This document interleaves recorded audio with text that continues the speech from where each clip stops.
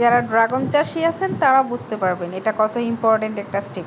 আসসালামু আলাইকুম সবাইকে। আজকে আপনাদের দেখাবো ড্রাগন ফুলের কিভাবে পরাগায়ন করতে হয়। ড্রাগন ফুলটা মূলত রাতে ফোটে, সেটা মানে সূর্য ডোবার সাথে সাথেই ফুলটা ফোটে। তো দেখতেই পাচ্ছেন আপনারা, ড্রাগন ফুল মাশাআল্লাহ অনেক বড় হয়। তো আমি পরাগায়ন করার জন্য ব্রাশ নিয়েছি, আমাদের ঘরে যে পুরাতন ব্রাশ ছিল ওটা, আর পেপার নিয়েছি যেটার উপর আমি পরাগ রেণুটা রাখবো। তো এখানে দেখতেছেন পরাগ রেণু নিচ্ছি, আমি কালেক্ট করছি ব্রাশ দিয়ে। তো ড্রাগন ফুলের গর্ভাশয়ে পরাগ রেণুটাকে ঢেলে দিতে হবে। এই যে আপনারা দেখতেই পাচ্ছেন যেটা নিচ্ছি এটা হচ্ছে পরাগ রেণু, আর এই যে মাঝখানের ফুলটা ওটা হচ্ছে গর্ভাশয়, ফুলের গর্ভাশয়।